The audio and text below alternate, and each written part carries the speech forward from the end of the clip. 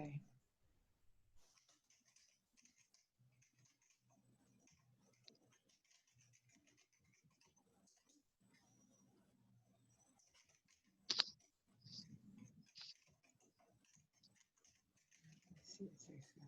People waiting.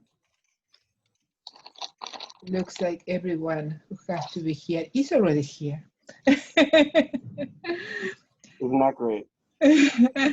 Hi, people. Welcome to the PMO-Cafe, where we think that good projects start with a statement of work, but great projects start with coffee, tea, and a good piece of chocolate. This is a virtual meetup, which is dedicated to learn, share, and discuss all matters related with project management, office or not office, within any vertical market. And of course, coffee, tea, and chocolate. My name is Patricia Monica Ojeda, and I've been doing this project, PMO-Cafe, in person since 2017 with a group of very, very nice young professionals. One went back to Brazil, and the other one now is living in West Palm Beach. And we create this concept about project management. What happened is that PMO is Project Management Office, Process Marketing and Operation, and it's also Patricia Monica Ojeda. So, and I am truly believer that life and business are ongoing projects. So you need a project to organize your closet or launch a rocket to the moon. So anything in between is a project that we could talk and have fun and enjoy different topics. So the agenda for today, let me go. Ground rules, introductions and GPS, some announcements. Then we're going to have Ivan Snow, which is Mr. Choose 954, who is amazing. And then we're going to have an interesting conversation about managing large-scale budgets on waterfall type projects. Waterfall type projects is something that if you are not a person in project management, you're going to learn what is a waterfall today. And then you're going to learn also how to manage large budgets, okay? It's not just, many people think that large budgets are just in IT. And let me tell you, I was working with a person in the construction industry, and there are a really, really large project. And there are a lot of pieces of the puzzle to organize and spend the money and manage people and manage different companies. So today we're going to talk about that with Greg Taffet, Marcelo Russo, Francisco Matos, and Vladimir, who has a last minute rain check. It's the person who promote this topic, but I'm gonna try to be Vladimir for a while, for just a few minutes. Let me admit all the people that we have here. So, ground rules, please keep your camera and mic off. This is not a webinar, okay? This is Zoom, which is very interesting because everyone can do whatever they want from their side. So if you can keep your camera and your mic off, that is gonna be awesome. If not, I gotta start doing mute you and put you off, okay? Just the speakers today, and then in the Q&A, you can open the mic and start talking. PMO-Cafe is not a one-person circus. It's a group effort. My name, as I told you, my name is Patricia Monica Ojeda. I am a management consultant, executive, and business coach. We have the person who has been helping me on the English side of the PMO-Cafe, which is Joyce Medley. She is a project manager and growth and marketing strategy. She is amazing and is a really good friend of Evan as well. And Marcelo Russo. Marcelo is like me, from Argentina. We have been living in South Florida. He is our expert on exponential transformation and senior project management consultant as well. We help professionals and companies to discover passion and strategize ideas.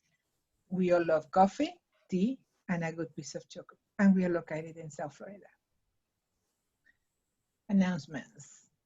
Next week, we are going to have the PMO-Cafe in Spanish, where we are going to talk about next projects in training and the new 10 minutes at 10, a new small videos on Facebook for people in Spanish in Latin America who is looking for to have just little nuggets to continue their business. This is going to be something every 2 weeks, 10 minutes at 10. And the next training in Spanish is going to be on October 7th. Is about personal marketing and social media networking. We learned a lot during this pandemic situation. In Latin America, many countries are still locked down, so we have been doing a lot of things and networking and training, and they have been asking me to do something extra, and I'm gonna do that on October 7th. And the next PMO-Cafe in English is gonna be on October 21st, and it's gonna be about Agile project with really, really cool people, experts in Agile. So without further ado, I want to introduce Evan Snow.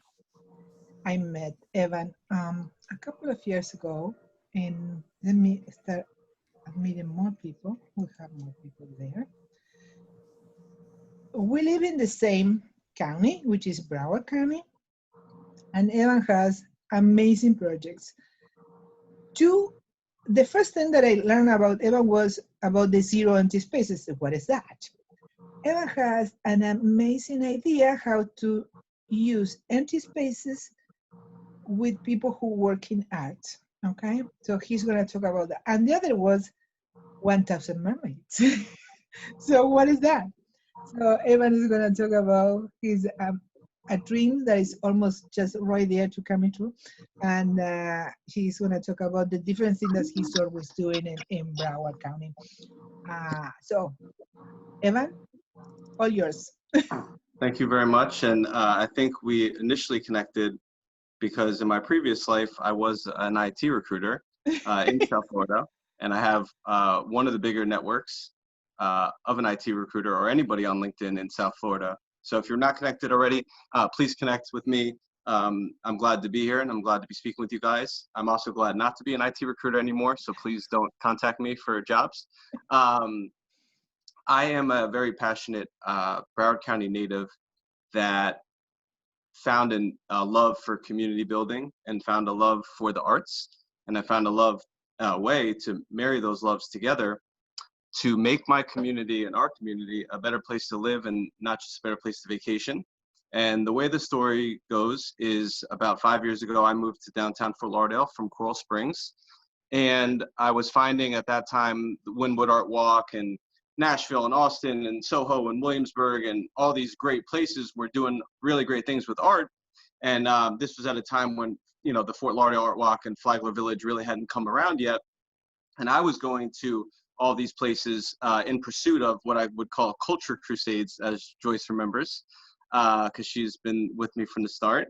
And we would just go and experience all the cool things and take trips to go to places like Nashville and see what makes Nashville great. Is it really the honky tonk and, you know, the Music Row? Or is it the East Nashville Independent Artists Village and the murals and the restaurants and the chefs and the cool concepts and the cool kids and the creative entrepreneurs and the creative class and the creative community and the people that we would interact with quite often on a regular daily basis in our pursuits of the arts and culture locally, but found it wasn't very, it wasn't as easy to make it as an artist in Broward County as it should be. You should be able to pursue your craft, passion, creative outlet, and profession as a creative in a place like Broward County, where I was very proud to be from and where I was working as a recruiter.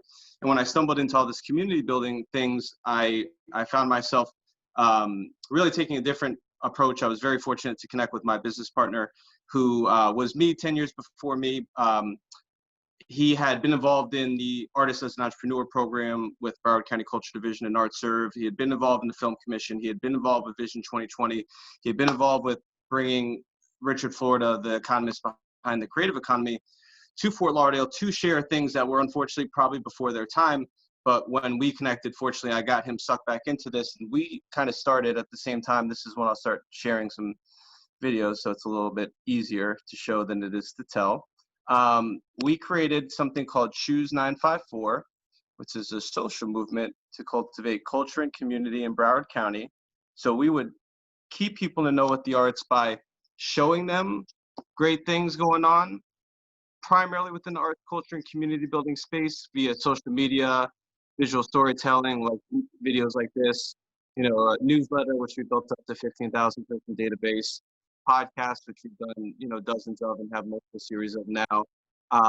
And really the things that kind of needed to be done to really move the needle forward from a community building perspective around the arts, similar to how we've seen it done in all the other well-cultured, you know, major markets. Can you still hear me, Patricia? I can see it. Yes, don't worry. Yeah, we can see and hear you. Okay, cool. So these are some of our, well, these are some of the things we knew were going on, but unfortunately they weren't really being shown and story told at this professional level and to this extent. Part of that has to do with, you know, who's going to pay for arts and culture, and very similar to the tech situation, you know, is it supposed to be a county funded thing, and then which part of the county is supposed to fund it? Is it supposed to be supported by the business community? Okay, and then the folks that are in the business community, you know, why isn't it moving forward the way that it is in other places? These were the conversations we were having, and it literally led to a point where you know, people would say there's nothing to do in Broward County, Fort Lauderdale, the metro part, besides drink and go to the beach. And I finally got to a point where I said, what are you going to do about it? And nobody ever wanted to do anything about it, except for my partner, Mr. Andrew Martineau, who I'm grateful to have connected with. So we started Choose 954 to show people what was going on with the culture. But then that wasn't really enough. We knew we needed to do things like we saw in Miami, like an Art Basel. We never had an Art Basel in Fort Lauderdale. We never had a signature 4-day art fair in Fort Lauderdale.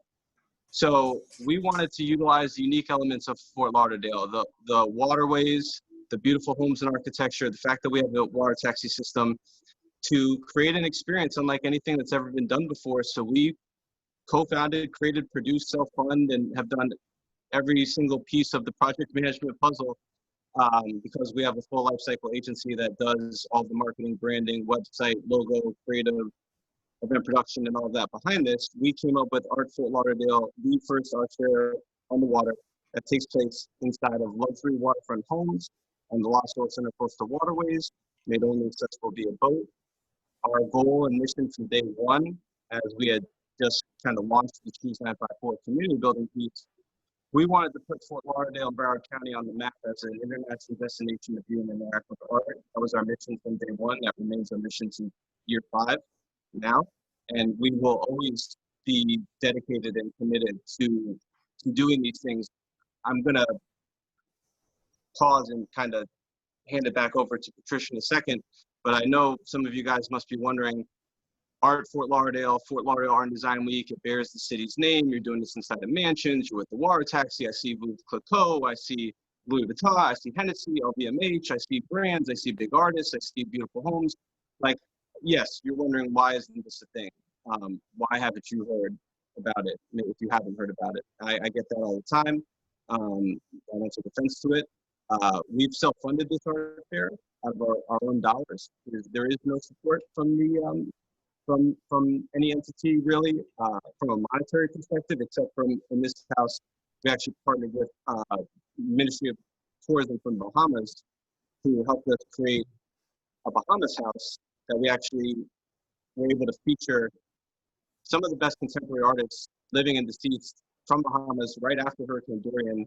And we thought that was a good time working with the curator that Jen Nyack Feldman, who spent half of her time, or now all of her time, in Bahamas, to use the arts once again as a problem solver, kind of as we did with Broward County not being so well cultured, being that was the way people perceived it. We decided to use the arts in this instance to help our community, but also help the Grand Bahamas Children's Home that was unfortunately devastated as a result of Hurricane Dorian. And we actually used the event as a fundraiser to raise funds so that they can relaunch their art program. These are the type of things that we do very altruistically. We keep it very fair and inclusive for anybody and everybody to participate on these concepts and all of our concepts, because we know $10,000 for an artist to get into an Art Basel event or Miami Art Week event is cost prohibitive. It's a little bit exclusive.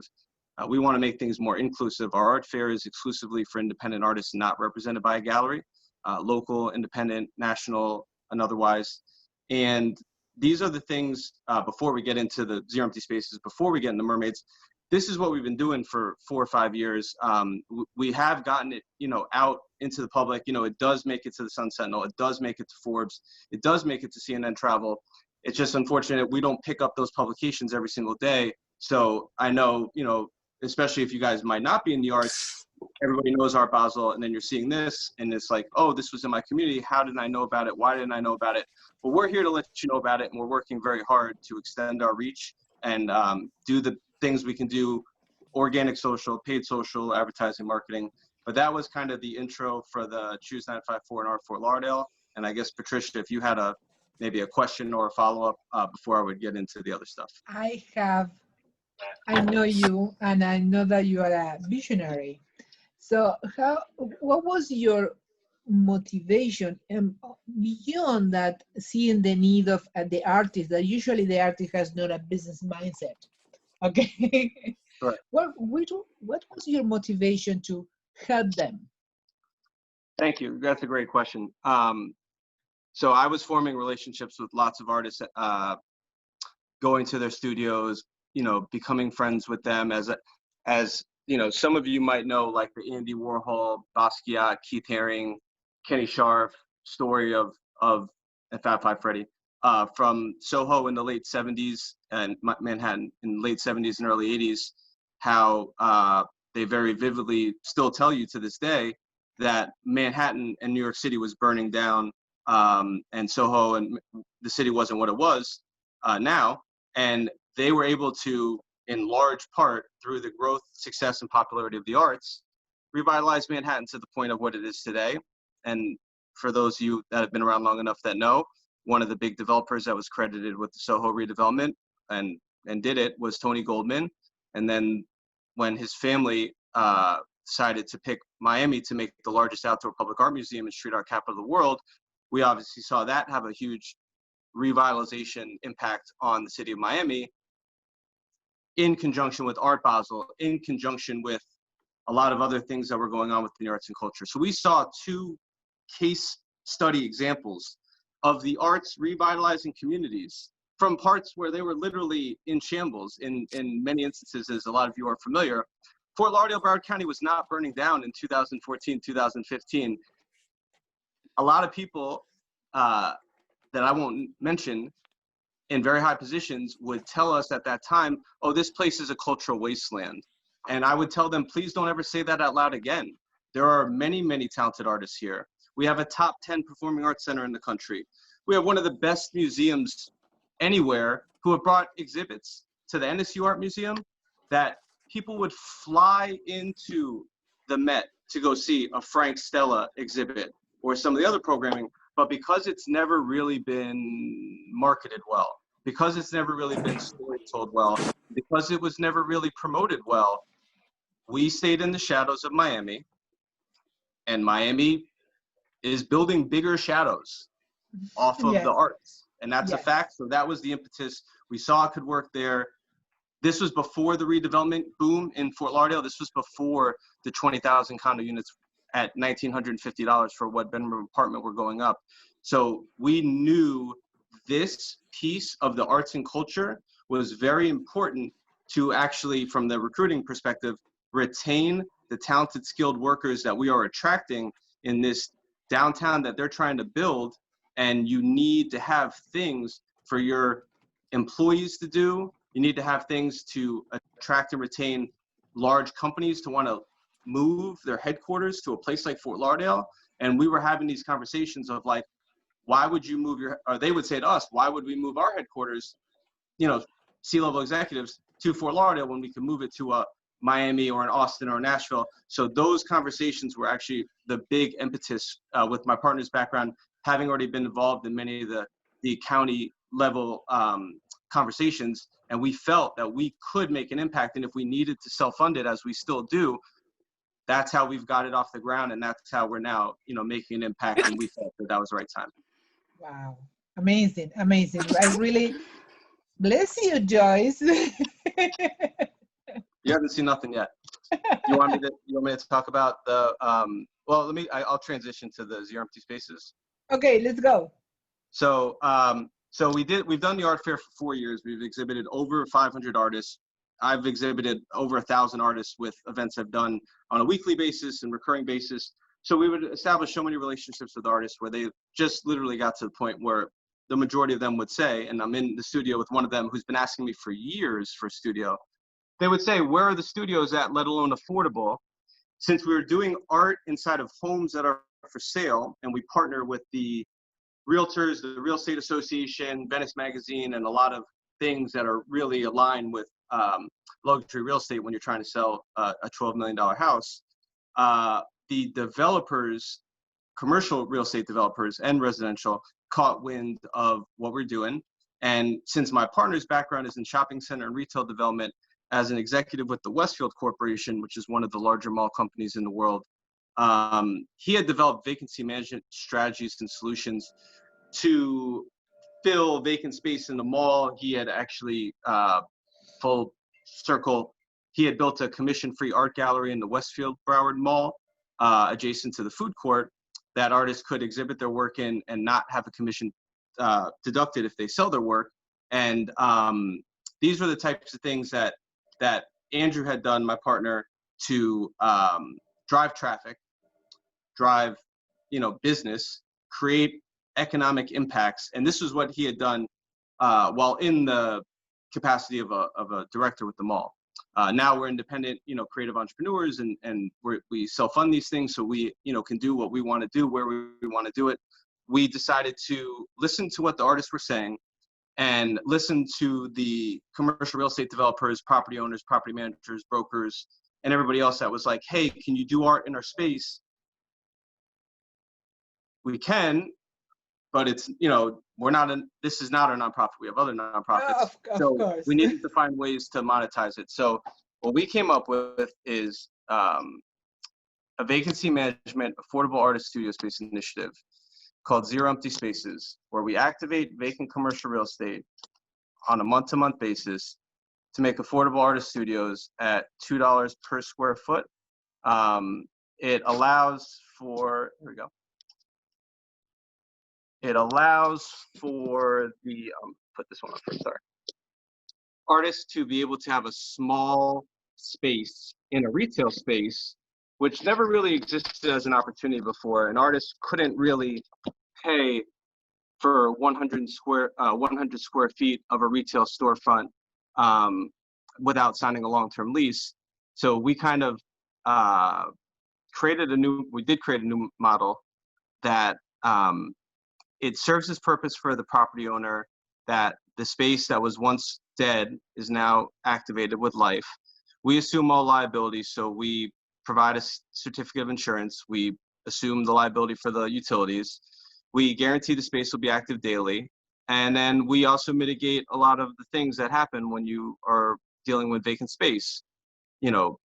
Things leak and, things need to be changed. So we bring places up to code up to a certain extent. And provide tons of value in terms of getting a vacant space for a developer or a property manager or property owner onto the Sun Sentinel, onto NPR. That would just never happen for a positive story. So we estimate anywhere between $15,000 to $25,000 worth of quantifiable value to our owners annually, in terms of, we go to the space, we take high-risk photos and videos, we're getting press. They would have to pay a PR agency thousands of dollars to get this press. They don't pay us anything. We work it out on a month-to-month basis, but it has to be a win-win for everybody. So you can clearly see that there's a win for a property owner that needs to support the walkability of their plaza, their shopping center, their neighborhood, because if you have a bunch of closed doors, your tenants are gonna not be happy and lose business. But that's enough about the property owners. For the artists, as you can see, an artist would never, as I mentioned, be able to get, 200 square feet in a window on Las Olas, for $400 a month, $600 a month, whatever it is, because this is, prime real estate. But it creates a very interesting opportunity to provide affordable space for artists to create in outside of their home. And this was before COVID that we launched this. Since COVID, we've actually found more of a demand of people wanting to get out of their house more and more to create in, because unfortunately artists, we've heard numerous times, have to share the kitchen table, or fight over the kitchen table actually with their husband. So it gets them out of the house. Pre-COVID, we were doing grand opening events like this. This was the one on Las Olas. We'll do them for all of our locations. They're free. They're open to the public. We invite the press, the mayor, city commissioners, and it's an opportunity for people to experience something. When was the last time you went to a studio opening? And if this was a gallery opening, it probably wouldn't have been received the same way. This is, there's a novelty about the concept. It's new. You're really putting independent artists first. So many times in these places that they call galleries, you'll never meet that artist. These are the actual artists here. This is their studio where they work, and they get to exhibit, so you could see their work as well, and get to know them and build a relationship, and hopefully, start collecting them and actually help their career, help the creative economy. So that's what we do with Zero Empty Spaces. And I guess I'll shut up now and turn it back over to Patricia. From what these days we have a lot of empty spaces. Seeing as a project, if you want to start, let's say, a Friday gallery night, and you want to start a project to zero empty spaces in 1 or 2 or 3 places in Las Olas these days, how long from the conception to the deployment it takes you to fill that space with the artist? It's a project management question. Right. No. And now we're scaling. So we're thinking about it again, because we have 10 locations and 60 artists in Florida, and we have 99% occupancy, thankfully, a large waiting list, thousands of artists that have applied. But the question is actually been posing an interesting question now, because we're scaling to other states and markets. And I don't have a following of artists in Chicago, Illinois, or Northbrook, Illinois. So we would say it would probably be anywhere from, we can move very quickly, but realistically 2 months to speak with the property owner, the specialty leasing manager, the GM, get them to understand and agree to the terms of the project, go see the site, agree on the site, sign the lease, execute the lease, market the site. We do a open house preview for the artists so that they can see the space. And in between signing the lease and doing the open house, I do extensive marketing, organic, paid ads. And we have a podcast, we have newsletters, we have so many different things, from Choose 954 to Art Fort Lauderdale to Zero Empty Spaces, that we all own and operate. And it's our agency that does every single piece of the project, literally from the logo, branding, site selection, facilitating the lease, signing the artist up. It's literally me and my partner and his wife. So we could do it in about 2 months. It took a little while. The Las Olas, the beginning, maybe it took 3 months, because we were still building what is this concept. But now the concept is established, it's validated. You can look on NPR and you can see we're a real thing, and we're real people in the community. And it just takes a little while for people to be like, oh, this is the end of the project life cycle. Okay, I'll give you money for a studio. That's the 2 months. It's amazing. It's amazing. Now it's like, I imagine that it's gonna work like a franchise for different states and different locations for you guys, because it's not easy to move all the resources that we use to promote something. I was looking forward to see that. So this is our Oakland Park location. This is one of our Oakland Park locations. We have 2 Oakland Park locations next to one another. We're actually going to have open studios on Saturday for the first time. It's time controlled. You have to request time. We're only allowing so many people in per hour. But there's a Butcher's Barrel. It's a butcher shop and restaurant that's opening next door to us, having their opening on Saturday. So we're going to try to support them by driving some additional traffic. But this is Zero Empty Spaces, and this is an artist. Hi, artist. Amazing. That's how they name in. And she's great. Amazing. I really love your idea. And tell us. We have a little more time. Tell us about the 1,000 mermaids. I will. Awesome. That's the fish. So basically, you guys we like to use art as a problem solver. I think that art really can solve a lot more problems. I don't know how much you guys know about the situations, unfortunately, plaguing our reefs, but our reefs are to protect our beautiful coast here of South Florida and the way that we live. And unfortunately, a lot of times they're just out of sight, out of mind for many people. So we decided to use art as a problem solver to create artistically crafted artificial reefs that look and act like these natural reefs you see here, but they're engineered and architected to provide countless benefits aside from being a beautiful diving destination and a destination for research. This is our second annual deployment that we're kind of previewing here, but I guess to kind of show you what they really are, we sink 3,500-pound rocks that are limestone concrete boulders. And what these basically do, they provide habitat in terms of structure for fish to seek protection from predation so that juvenile baby fish can grow to be adults and we can replenish fish stocks. That's like one big things reefs do that a lot of people just don't know and aren't familiar with. But then there's countless other benefits to the reefs that we're able, with the gentleman you just saw, who's our engineer, wizard, and philanthropist behind the project, we're able to provide countless other benefits in terms of being able to outplant and transplant coral utilizing the most cutting edge methods that we've patented, working with leading scientists to be able to actually have a chance at saving the reefs. The long and short end, to close out the reef part, yes, I don't live on the water as well. So you might think, how does it really impact us? The long and short end is the reef track that we have in Florida, it's the third largest reef track in the world. It's the largest continental in the United States, the reef that runs from the Keys to Jupiter. That's our first line of defense against being underwater. It literally, the reef breaks the healthy natural reef breaks the energy down of the waves that literally allow the waves to become smaller so that we don't have more storm surge and flooding and all these things. And I guess because it's just been out of sight, out of mind for so many people, they never really thought like why it was important unless they were a diver or marine biologist. But we're finding ways to get regular people interested and involved in the reefs. We get kids certified in scuba diving with the Coral Ranger program, where then they can literally be the next wave of change makers and coral gardeners and coral farmers to help us outplant the super corals, the microfragments, the leading breakthrough. And it's a grassroots art created project where we have scientists and a lot of entities on board, but it's something that anybody can get involved. Just to like or follow on social media, tell a friend to tell a friend. You can purchase a T-shirt on our website. All the money goes back to our 501c3 nonprofit.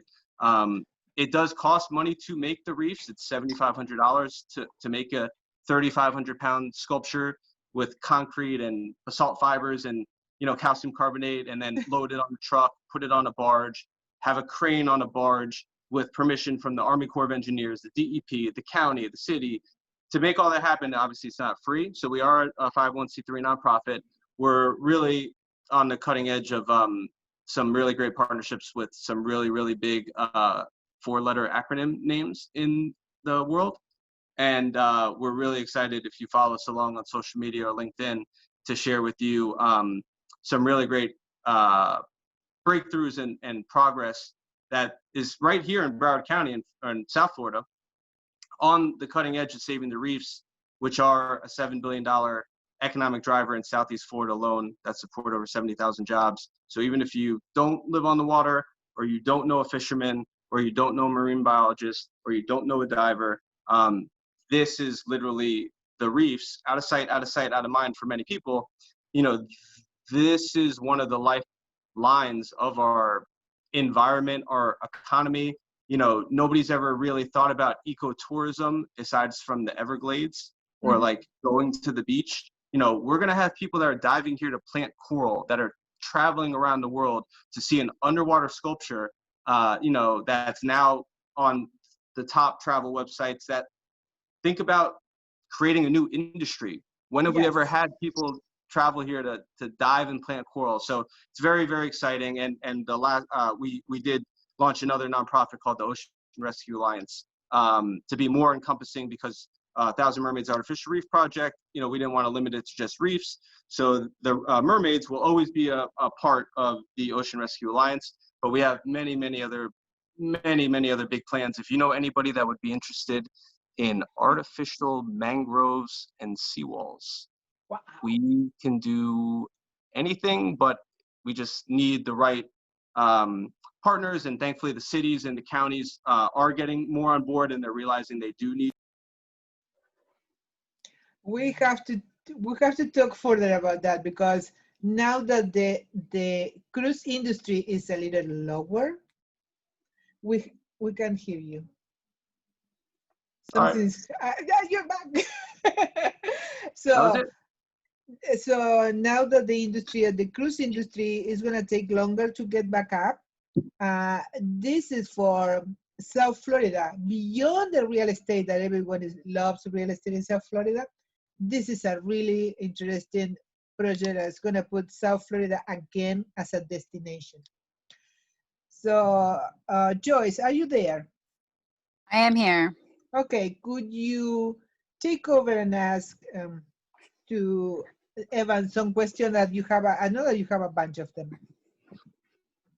Sure. Here's my face.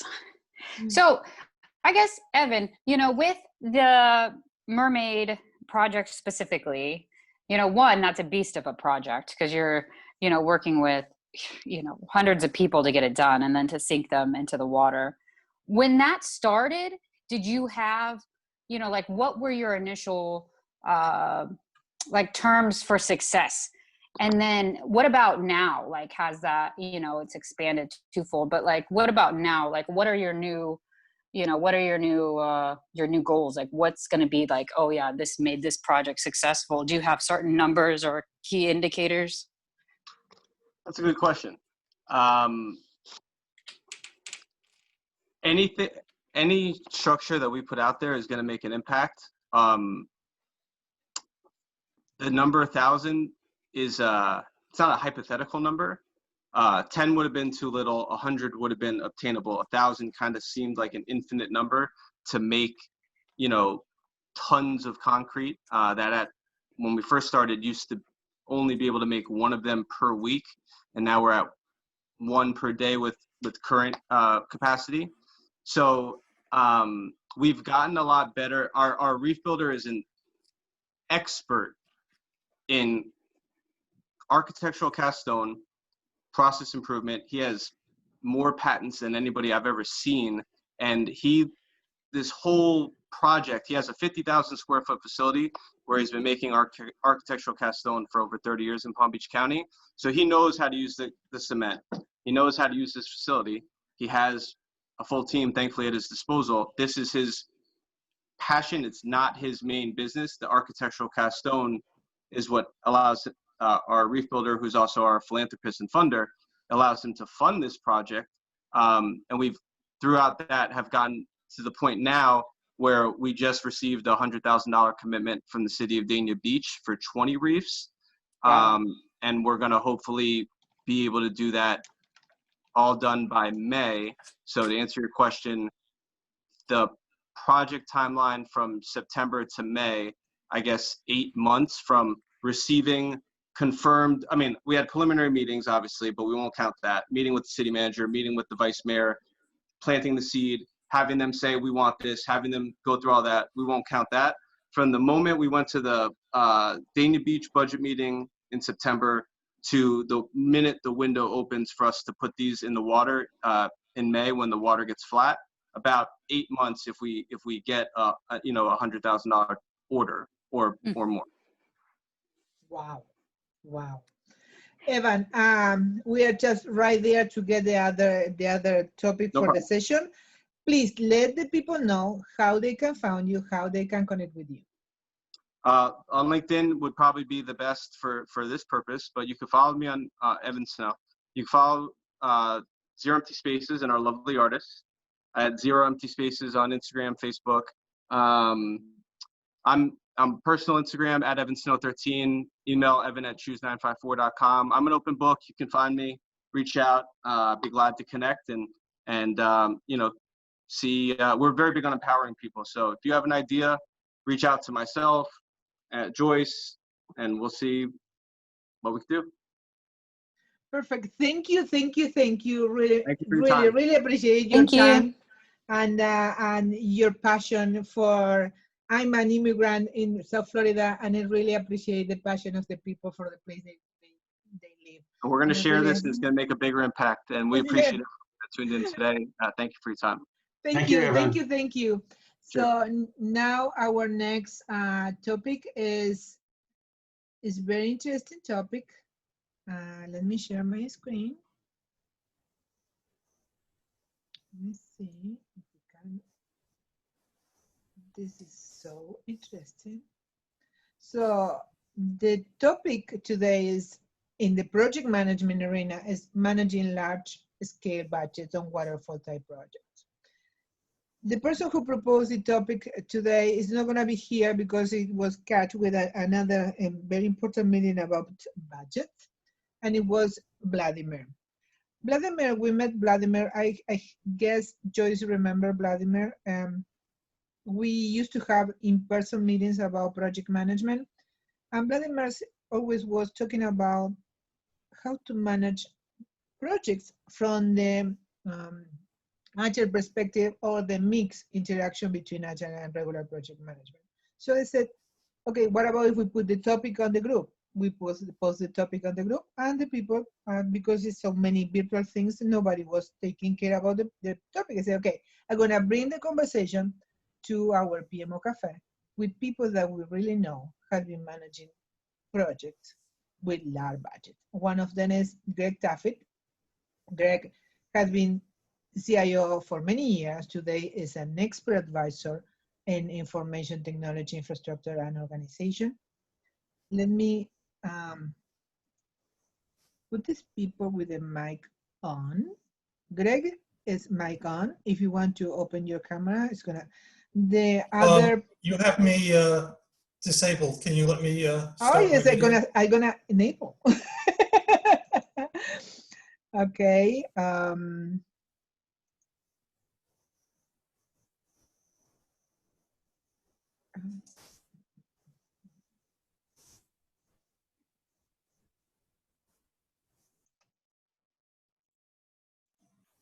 Then we have Francisco Matos. Francisco is an expert project manager as well. He has a lot of expertise on. I'm trying to ask to start video. Greg asked to start video. Then we have Marcelo Russo. Marcelo is our house expert in exponential transformation, also a project manager. Marcelo, here, unmute. Hey, Patricia. Hi, everybody. Good afternoon, everyone. So do we have everyone here? Okay. Francisco, Marcelo, everybody else. And what is important today, guys, because this is what is going on these days in the project management arena, and what it was the motivation of Vladimir to talk about this. We usually have the typical constraints on the project management, which is budget, cost, scope, and time and schedule. But then we have the waterfall, which is we cannot start something else before the previous step. And sometimes happening that we are losing money because we put more money in some place to get that job done and go to the next topic on the next step in the project. So how do you guide, what is your experience managing this in waterfall? That is very important. Greg, I know that you have been managing huge projects in the information technology arena. So could you tell us your words of wisdom? Sure. You know, it's project management, as far as I'm concerned, is how to handle the exceptions. And when people look at budgeting, you normally look at all the normal type things. What are the personnel costs? You know, salary for people, contractors. Some companies want the internal people on the budget, some people don't. Your purchases, blah, blah, blah, blah, blah, blah. And then the thing that annoys most CFOs and most CIOs is the additional costs. And there needs to be honesty about that. And every CFO and every CIO hopes that there won't be, but knows that there will be additional costs. And when something happens and the business requires an additional feature, a vendor has an unexpected price increase, that's the time to actually come forward and say, look, hey, we're going to have an overrun on this project, because everybody is used to and expecting all these normal items. You know, that's what CFOs look for. They want stability in the project.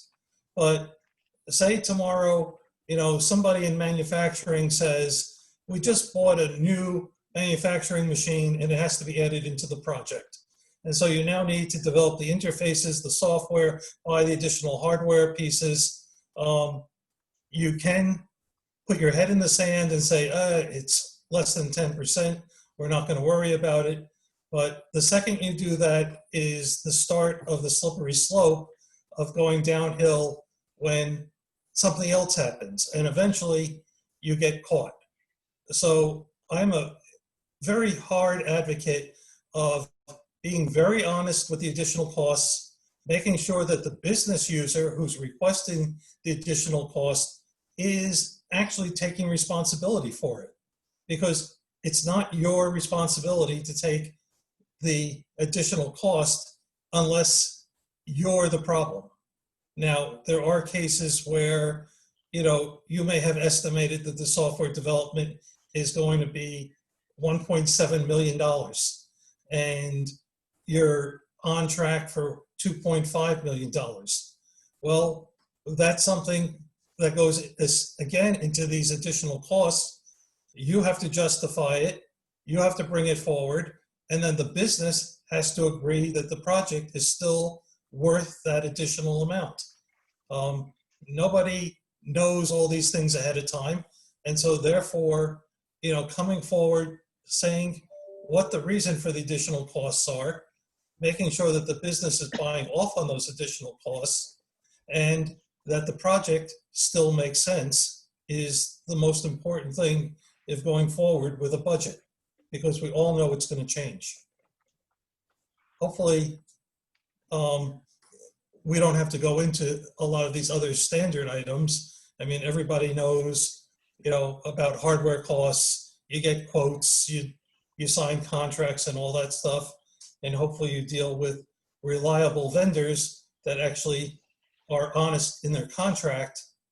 And I guess that's another point that I think a lot of people miss, is actually reviewing contracts. Because when you have a large project, if the contract doesn't completely cover you, then you've got a problem. Because when you get additional costs in, the vendor says, hey, it's part of the contract, it's not additional, it was here in black and white to begin with. So when you look at it, you need to have either a lawyer who actually understands project costing versus one who signs off on, hey, all the paragraphs that deal with the legal disclosures and all those, boilerplate type items look correct, or an actual lawyer or yourself who understands what the contract is actually promising and not promising versus what you're expecting. So I can't emphasize enough that having the right lawyer review a contract who actually knows about contract law and understands about the project that you're doing versus somebody who's just the general counsel who deals with 1,000 things, that is another area where I see a lot of problems with large projects. On a small project, hey, if you get stuck for an additional, connector or extra cables or, another additional license for a piece of software and you spend another $100, nobody cares. But if you're on $1 million contract or a $10 million contract and you're over by 10%, that's another $1 million. People actually look at that. So. Yes, very, very, very interesting the topic in the legal part of this contract that we sign when we lead a project management office. Francisco, I know that you have a lot of experience managing projects and the PMO on the PMO office on the healthcare industry. And the budgets on the healthcare industry are a special piece of animals.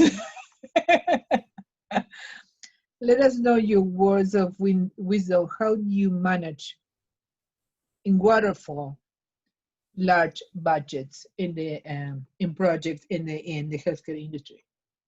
Well, in general, first of all, thank you for the opportunity to join you on this forum today. I've been doing project management for over 20 years, and when it comes to waterfall and agile and different industries, when it comes to waterfall specifically, we know that it's a sequential set of phases that you got to finish one, as we discussed earlier, to get the next one done. And so I guess some of the things were already said by Greg, right? But the fact is that cost estimation is an important aspect of having the right budget in place. The approach to estimation it's going to determine whether you're going to have a budget overrun in your project, right? So if it's all done by hunch, then we're going to definitely end up with cost overrun or budget overrun. But if you start looking at specific practice to baseline, to create your cost estimate, to understand what the estimate is for, to validate the estimates throughout the project of the cycle, and in the beginning and through the monitoring and control of the project, you might have a better chance to avoid budget overruns. So whether it's the healthcare industry, cruise line industry, you mentioned education, security, semiconductors, my career is taking me across different industry, is the bottom line here is, what's the approach to estimation that the organization embraces? So based on the maturity of the PMO, we find across South Florida multiple ways in which companies do estimation. So some of the things were mentioned earlier, but validating your estimates with vendors, validating critical path on your project in terms of estimate is absolutely critical to, and obviously monitoring and controlling your spending is essential. And now, the question is, how do we handle a project over budget, that's over budget or budget overruns? And I don't know if someone will tackle that one, but there is many ways to look at situations like that. First of all, we all know that estimation is as good as the data that is provided. So I think estimating with a buffer is important. Monitoring and controlling your budget through the execution of each one of the phases is absolutely critical to understand if you over budget or under budget. I know we talk about budget overrun, but I also have encounter situations in the PMO and project managers that report to me where they overly estimated and they're holding hostage this money under budget. That is interesting because it's happened one time to me. It's like hosting the money. Yeah, yeah, and remember, this is money that's been allocated from a capital, most likely from a capital spending perspective, for you to realize a value, for you to realize an asset. And so holding money that's been estimated where you know you're not going to use it, it is absolutely a no-no in project management. So I don't know if that helps kick off further the conversation, but I'd like to hear other people's opinions. Marcelo is a project manager, has a lot of experience as well, and we have sometimes a conversation about how to manage a project with the flexibility of the mind open, the open mind as an agile project manager, and then with the discipline of the project manager, standard project management. So it's something that usually the exponential transformation projects require. So Marcelo, what is the point of view when we talk about large scale budgets and waterfall or agile? It doesn't matter. It's about how to manage large scale budgets. Fantastic. Thank you, Patricia, for for the intro. Yeah, definitely. I think I'm going to be the guy that it's out of the left field for large scale budgets, because I normally am faced with the transformation type of projects, where the large scale is also not only on the project side, but on the impact side inside the company. So like kind of like adding a point into everything that we just said, it's crucial that both an organization, the stakeholders, the CEO, the CTO, the CIO, the COO, and all the C executives, along with the PMO, which I love to see more companies to have that, understand what's the impact that the project is going to have, and they're aligned with the values that it's going to be providing down the line.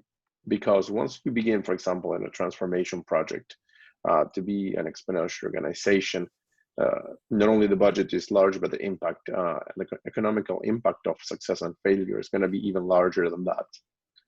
And I have to agree, you guys were all talking about how to handle the budgeting. Being itself, you need to prepare ahead, be clear that both the company, the provider, everybody that it's involved in the project has a clear understanding of what's the minimum cost, what's the expected overrun costs, and so on. So I think that being transparent on the contractual side, as Greg was saying, it's first and paramount. We are no longer talking about a couple $100,000 project, but normally large scale transformations yield in the millions, and the fine print is something that cannot be overlooked. And by having all the stakeholders very clear on the impact on that, they will very likely be talking to someone, as Greg was saying, right? Someone in the legal space that understands the financials of the project contractual. Now, as also Francisco was bringing up, right? We need to think of the right budget. And what I've seen sometimes, large companies facing the unknown is that they tend to externalize their risks and send them directly to the third party, right? So if someone is being contracted to execute the project, then that's where they say, you give me all the risks, you do the risk assessment, and yield the contract to work that way, kind of like trying to separate the company from such a process. And I think that that's one of the key points in budgeting that becomes a problem. If a company doesn't have the resources to manage a large scale project, regardless if they have the actual budget to do it, they need to be prepared to get them. There's no point of budgeting for $1 million project where you don't have a PMO or a senior project manager or a portfolio director or someone that has a very clear understanding on all of the steps and all of the budgeting internally for the company. And make sure that when they're getting the procurement portion of it, talking to the third-party vendors and so on, they are actually dotting the I's and crossing the T's when it comes to their own budget. You need to also account for their failures. And that's something that, regardless of how good we all think that we are hiring outside of our company, they can fail. And as Rick was saying, when you are failing by 10% on a $2 million project, that's a lot of out of pocket. And your project is in the hands of a third party in that scenario. And if you didn't plan contractually or when doing the interviews for the companies, what happens if your project fails entirely because the company goes out of business? So there are great things to account while doing an analysis like that. And exponential transformation makes us put kind of like a step zero, right, on the flow of this waterfall process of doing an internal analysis. Like we do an internal analysis, see, are we fit to run this project? And once we understand that we are fit, only then we take the analysis outside and do the project analysis along with the vendors and everything else. And I found that that's one very effective way to say, this is the budget that I have, this is my contingency, this is my emergency, and all the different levels of budgeting protections that you have. And then here it is where it's going to come into the third parties. And then you request, at least that's what I did a couple of times, request for the third parties, like, you need to disclose how you're going to handle your budget in this project. Not everybody's so happy about that, but it definitely forces them to have that conversation. And it's like, you have the budget, this is the budget that I'm giving you. How are you going to ensure the things that we all know? We know that project management projects run, what was the last index? I don't remember that one, Patricia, but I think it was what, 75, 80% of them, they go over budget, they go over stuff. So let's not kid ourselves that we make it different. That statistic is still standing there. Still there. Go there, tell the company, you are going to fail, right? And that's okay. We are planning for you. I want you to be my partner and plan for that. Tell me how I can help you with my experience with my team to ensure that you don't screw me over with this project. Because if you go out of business 7 months in, 8 months in, then who is left without a project? There's not enough lawyers for you to actually manufacture money to pay people. That's Definitely. right. Definitely. That's right. I have a few comments on that. It just, thank you, Marcelo. You just inspire me to think about other things. The reality is that, estimates become budgets. And that's not where we need to be. Estimates become budgets. Are you serious? This is when we first started doing project management in 19, whatever that was. Nowadays, we need to be more sophisticated because the risk and the global economy that we live in and all the national economy we live in have a lot of, external market factors that could impact your budget. So estimates are estimates. A budget is a different conversation. A budget has to be framed with a baseline of an estimate with buffers, and then we need to use our tools, right? We got the work breakdown schedule, we have risk management, and we need to be able to identify hardware, software, internal and external labor risk, right? So that we can understand how to avoid any liabilities or legal battles where by the time we finish, we're going to spend more money on legal on fighting with lawyers or with a vendor than actually delivering the value of the project. So I think ultimately there's a lot of lessons learned, and I know that most of you are familiar, and nowadays we use a lot of sophisticated tools that allow us to track our hardware, our software, internal and external labor with some of these products like Clarity and I forget the other ones, Primavera and what have you. That basically make your life easier. The thing is, as a program manager, as a project manager, at a tactical level, you need to be able to monitor and control your project against your risk, against your issues, and of course, monitor the overrun indicators, right? You associated with your risk planning. Because if you identify a risk plan and risk items associated with cost, with budget overrun, then you need to track those indicators like a hawk, right? And please avoid holding money hostage, because coming at the end of the project saying, oh, I didn't spend $350,000 where that money could have been allocated for another project, that's not good. But anyway, so that's my contribution. Okay, perfect. I want to really thank you guys. I don't want to keep the people. We promised to do this in an hour. We exceed the hour in 15 minutes. I want you, because looks like Greg has another meeting. 2 words about the constraints. What are your thoughts? 2 words or 1 word, Marcelo, about budget? Can I use 2? Yes, that being used to. Tell the 2. Radical transparency. Perfect. I like that. What about Francisco? What are your 2 words? Integrity and ethics. Perfect. Perfect. And in my case, is be mindful and be organized. Be mindful and be organized. But I'm hosting, so I can do that. So let me write the cost over on there.